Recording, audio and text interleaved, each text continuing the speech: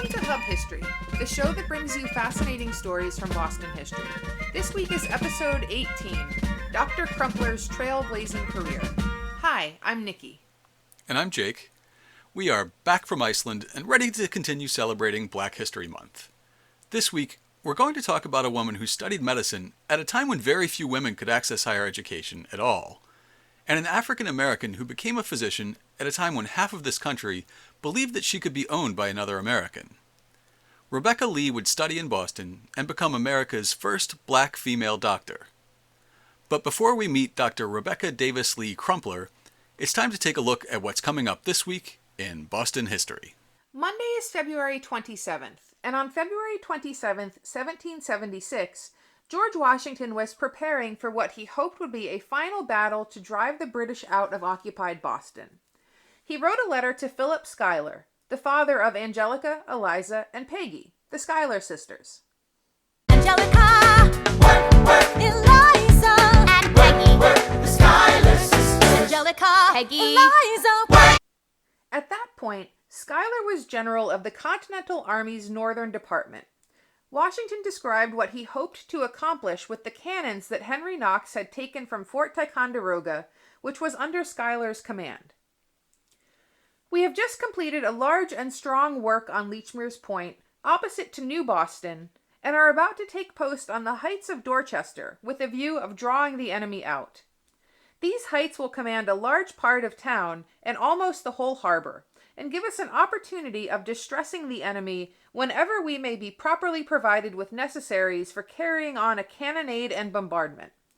If anything will induce General Howe to risk an engagement, it will be this. I am determined to do everything in my power to bring one on, and that as soon as possible. How far my views may be answered, time must determine. General Howe and his British forces evacuated Boston about 3 weeks later. The art of vaudeville was born in Boston on February 28, 1883, when the nation's first vaudeville theater opened on Washington Street in the heart of today's theater district. The Bijou Theater was the brainchild of Benjamin Franklin Keith.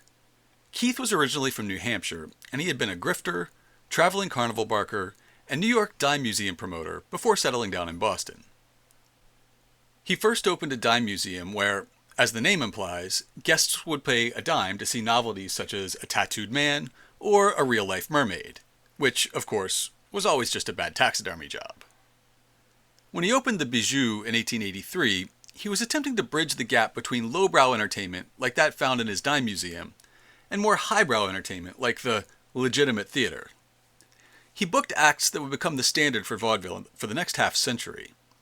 There were quick back-to-back skits, a tap-dancing man, then a family of singers, a dog riding a bike, and a juggler or plate spinner, all moving through quickly without giving the audience a chance to get bored. The form would become one of the most popular entertainments in America until the motion picture came to dominance in the 30s. As vaudeville took off, Keith insisted on running cleaned-up Boston versions of popular shows, with the vulgarity and suggestiveness stripped out. This both fit with Boston's puritanical public image and allowed Keith to rake in plenty of profits, as his theater was one of the few considered appropriate for women and children to frequent. Unfortunately, the Bijou could not meet the new fire codes put into place after the 1942 Coconut Grove fire, and it was forced to close. The building was torn down in 1951, but the facade still stands between the Paramount Theater and the Boston Opera House. We'll link to an article about Benjamin Franklin Keith that includes pictures of his Bijou Theater in this week's show notes at hubhistory.com/018. Wednesday is March 1st, and that's the date in 1797 when Abigail Adams wrote this letter to John just a few days before he was inaugurated as America's second president. While John was away from home doing the nation's business in Europe, and in New York and Philadelphia serving in the government, Abigail was left in charge of the family farm in Quincy, sometimes for years at a time. In this letter, she updates the soon-to-be president of her plans for the upcoming growing season. My dearest friend, several things which I have written upon, and which I wish for directions before I proceeded to execute, are, I suppose, lost and forgotten by you in the multitude of your thoughts. I must proceed. Vinton's time is near out.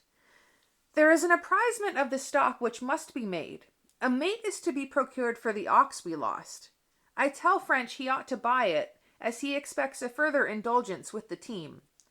I believe I wrote you that I had hired a young man for a month, a son of Samuel Brackett, who went from this town some years ago. He is very capable of business, but holds himself very high. I shall be a better judge of the qualities of Brackett at the expiration of a month.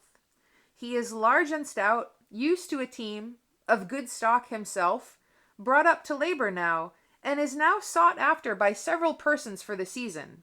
But gold may be bought too dear. Prices are not settled until April and May. There are more notes on family and politics. Then she closes the letter. I shall now take leave of the Vice President and address my next letters to the President, whom neither rank or station can more permanently fix in the heart of his ever affectionate Abigail Adams. In a report on public roads and canals commissioned by the U.S. Senate on March 2, 1807, Treasury Secretary Albert Gallatin described the Middlesex Canal.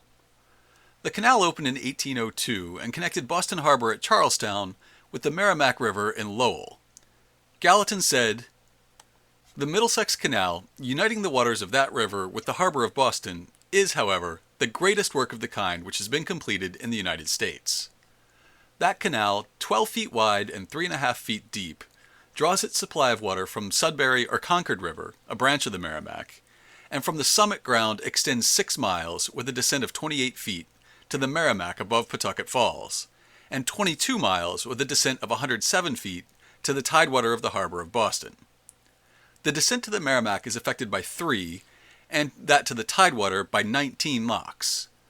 They are all 90 feet long, 12 feet wide, of solid masonry and excellent workmanship.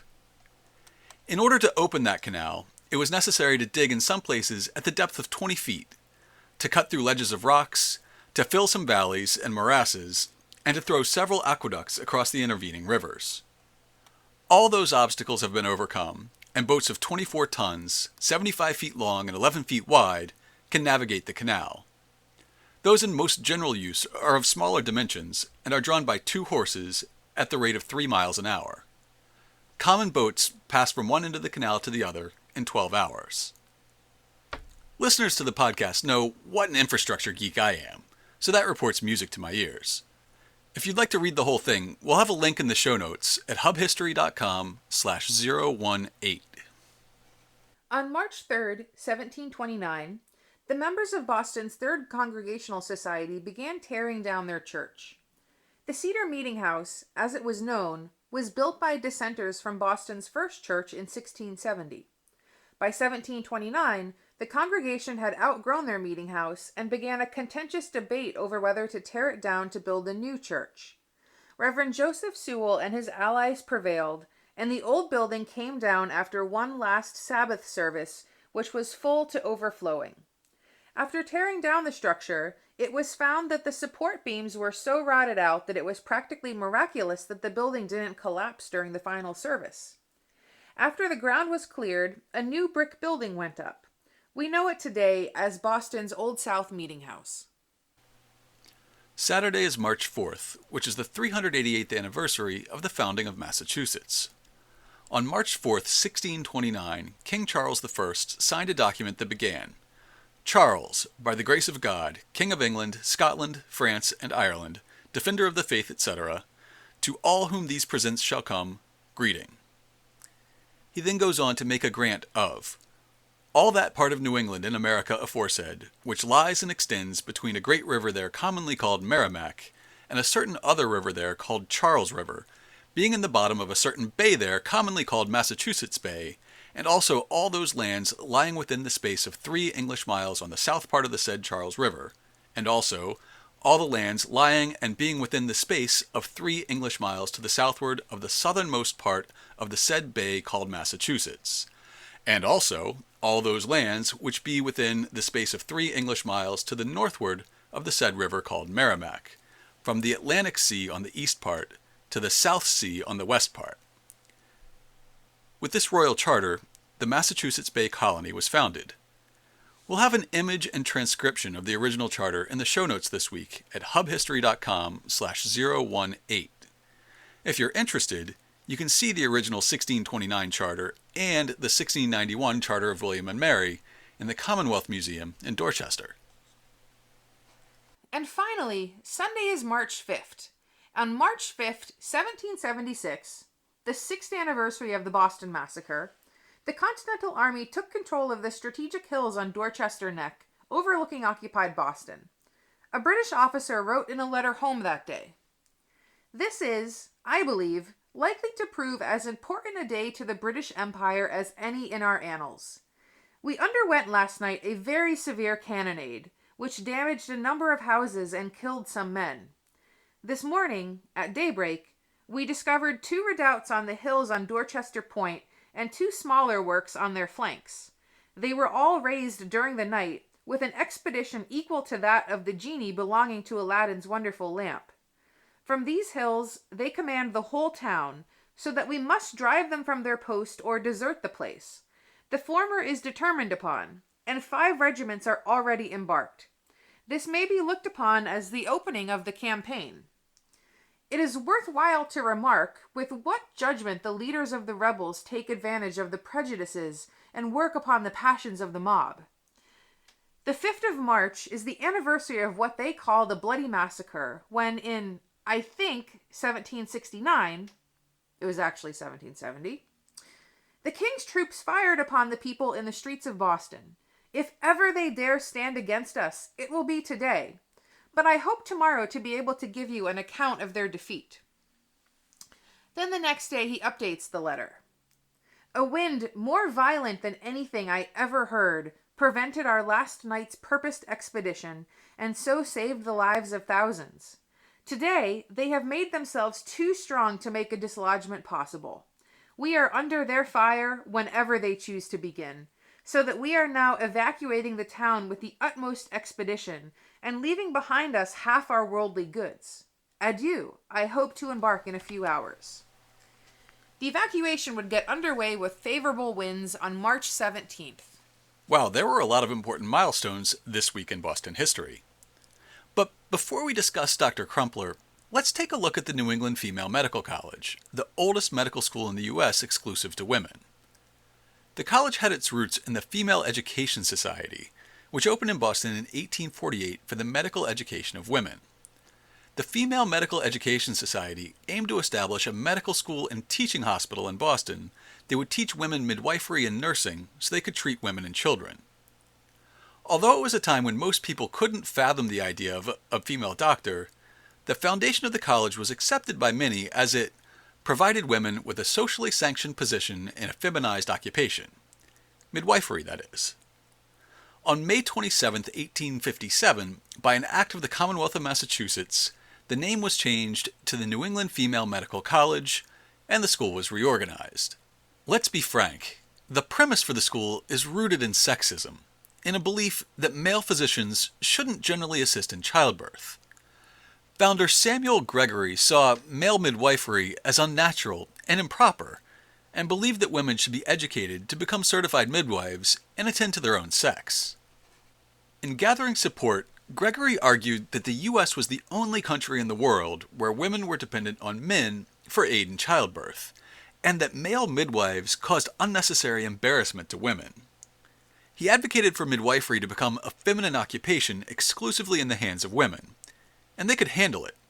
After all, midwifery was a simple mechanical routine beneath the male physicians, who should be happy to hand it off to women and be able to dedicate their time to other medical fields where they could more fully employ their mental capacities. Okay, but I've seen a lot of babies delivered on TV, including those delivered by Dr. Michaela Quinn, medicine woman, also from Boston. And it seems like things sometimes really go wrong in childbirth. Well, that's a fair point, but there's more. Gregory also believed that females would be more likely to avoid using drugs and medical instruments during childbirth, and instead allow for nature to run its course while just comforting patients, which he thought would lead to fewer fatalities during childbirth. Well, despite that sound logic, the college did eventually expand to include a more robust curriculum. The program included a year of classes and then a 2-year apprenticeship with a final thesis and exam. And throughout its 27 years, over 300 women attended classes and 98 received doctoral degrees. In 1873, Boston University merged with the New England Female Medical College, becoming the first accredited co-educational medical school in the U.S. With that background on the medical college, let's turn to Dr. Crumpler. Admittedly, not much is known about her. She was born Rebecca Davis to free parents in Delaware on February 8, 1831. But she grew up in Pennsylvania, being cared for by an aunt who provided some type of nursing care to her own patients. Rebecca excelled in school and secured a spot at a prestigious private school, the West Newton English and Classical School in Newton, Massachusetts. The school was one of the first racially integrated schools in the country and taught boys and girls in co-ed classrooms. After graduating in 1852, she moved to Charlestown, Massachusetts, and worked as a nurse. In 1860, she made the historically groundbreaking decision to go to medical school and was accepted into the New England Female Medical College. And to give some context, this is 2 years before the Emancipation Proclamation.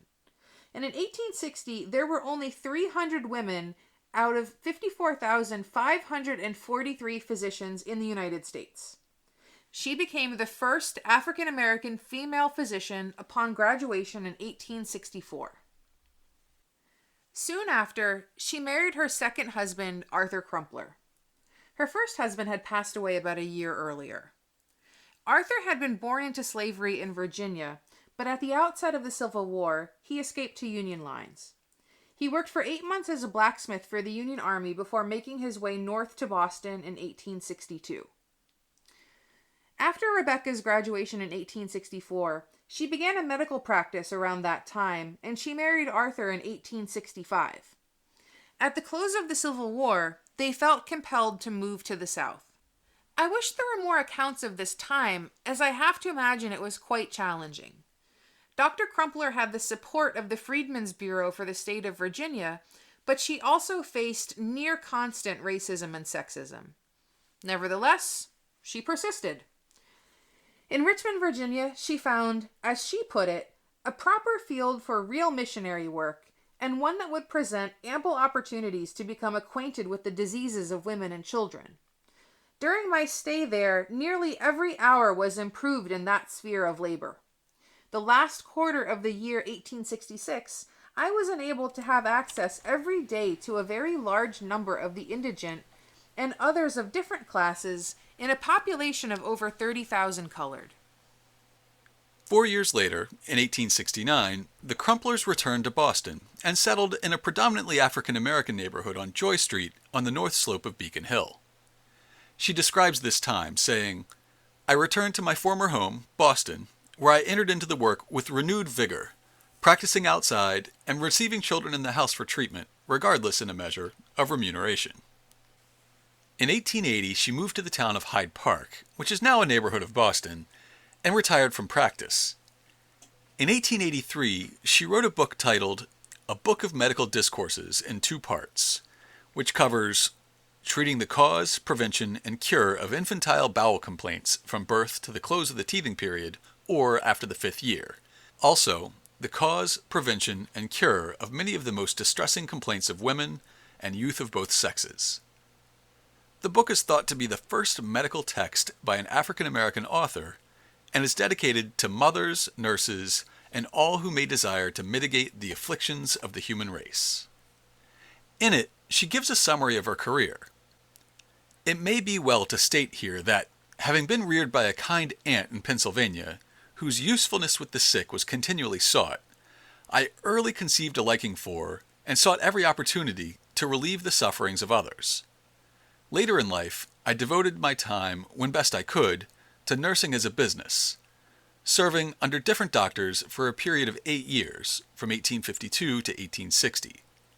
Most of the time at my adopted home in Charlestown, Middlesex County, Massachusetts. From these doctors, I received letters commending me to the faculty of the New England Female Medical College, whence, 4 years afterward, I received the degree of Doctress of Medicine. Dr. Crumpler died in 1895 and is buried in the Fairview Cemetery in Hyde Park, just a few minutes from our house. In contrast to Rebecca, we know a good amount about her husband, Arthur Crumpler, through an article written about him in the Boston Globe in 1898, complete with a sketch of him. The article, titled Boston's Oldest Pupil, focused on Arthur's pursuit to become literate after Rebecca's passing. He had depended on her for reading and writing, and told the reporter, "When she passed away, I found that I should have to depend on myself if I wanted to learn anything. I could not read the newspapers during the last war, but if we have a war now, I shall be able to read all about it myself. I can do my own signing, and I am not making any more crosses." If anyone wants to find out more about Dr. Crumpler, you can check out the show notes at hubhistory.com/018. We'll post a scan of our 1883 book on family medicine. We usually try to bring you a variety of primary sources, but Dr. Crumpler left very little behind. There isn't even a picture of her to share, but we will link to an explanation of the picture that's usually identified as her. We'll also include a profile on Arthur Crumpler. After learning that the Crumplers are buried in Fairview Cemetery in our neighborhood, I walked over there this morning to take a picture of their headstones. However, after working out the grid system and comparing it with their burial records, I realized that their graves are unmarked. In the show notes, we'll share copies of the burial records for Arthur and Rebecca Crumpler and a picture of the grassy plot where they are namelessly interred. If you have any information about how to get a headstone added to a Boston burying ground, or if you'd be interested in contributing to a crowdfunding campaign to help memorialize America's first black female physician, drop us a line. If you want to get in touch with us, you can email us at podcast@hubhistory.com. We're at hubhistory on Twitter and at facebook.com/hubhistory. Or you can go to hubhistory.com and click on the Contact Us link. And while you're on the site, hit the subscribe link and be sure that you never miss an episode.